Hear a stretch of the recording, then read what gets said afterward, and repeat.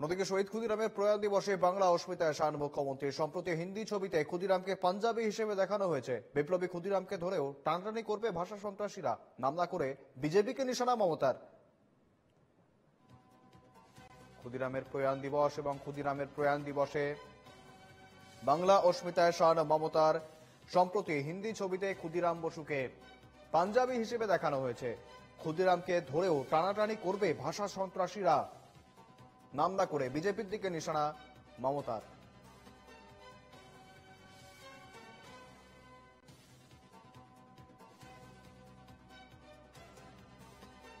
বাংলা অস্মিতা নিয়ে সরগরম রাজ্য রাজনীতি থেকে শুরু করে দেশীয় রাজনীতি। বর্তমানে 26-এর আগে বাংলা অস্মিতাকেই হাতিয়ার করে 26-এর নির্বাচনের দিকে এগোতে চাইছে তৃণমূল। অন্যদিকে আজ ক্ষুদিরামের প্রয়াণ দিবসেও বাংলা অস্মিতায় শান মুখ্যমন্ত্রী মমতা বন্দ্যোপাধ্যায়ের। সঙ্গে রয়েছেন প্রতিনিধি দেবারতী ঘোষ। দেবারতী, আজ ক্ষুদিরামের প্রয়াণ দিবস, সেখানেও বাঙালি অস্মিতায় শান মুখ্যমন্ত্রী মমতা বন্দ্যোপাধ্যায়ের। দেখো, বীরভূমের মাটি থেকে মুখ্যমন্ত্রী মমতা বন্দ্যোপাধ্যায় বাংলা ও বাঙালিকে অপমান করা নিয়ে রাস্তায় নেমেছিলেন।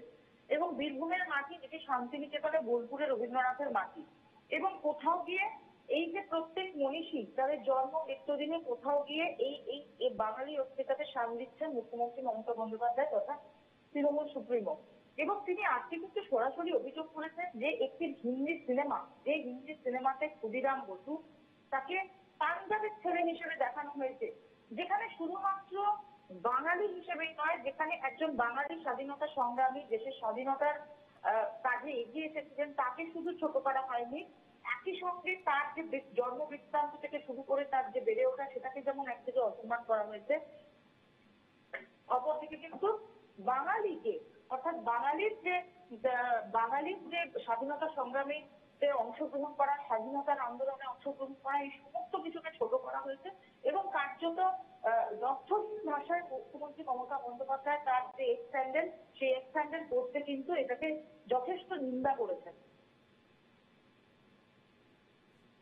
একেবারে দেবারতী, আমরা অবশ্যই নজর রাখবো এদিকে।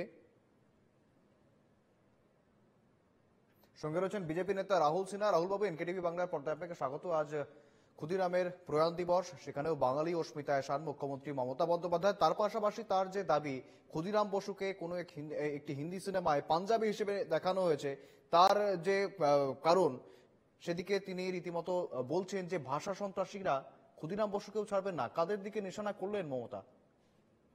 দেখুন, বিষয় হচ্ছে যে যারা ভাষা নিয়ে এখন রাজনীতি করছে, যাদের কাছে এখন ভাষাই হচ্ছে সবচেয়ে বড় বিষয়, অথচ এরা কখনো সেই ভাষার মর্যাদার ব্যাপারে কিচ্ছু করেনি।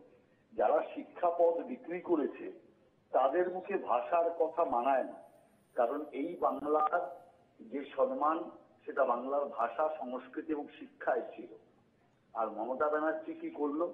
সেই শিক্ষাটাকে বিক্রি করে যেভাবে শিক্ষকদের পথে বসালো, তারা আবার বড় বড় কথা বলছে। জীবনে কোনোদিন ক্ষুদিরাম বোসের নাম উচ্চারণ করেছে?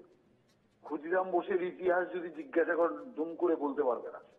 অতএব আমি একদম গ্যারান্টি দিয়ে বলতে পারি, অতএব সে আজকে বড় বড় কথা বলছে শুধুমাত্র বেকায়দায় পড়ার জন্য।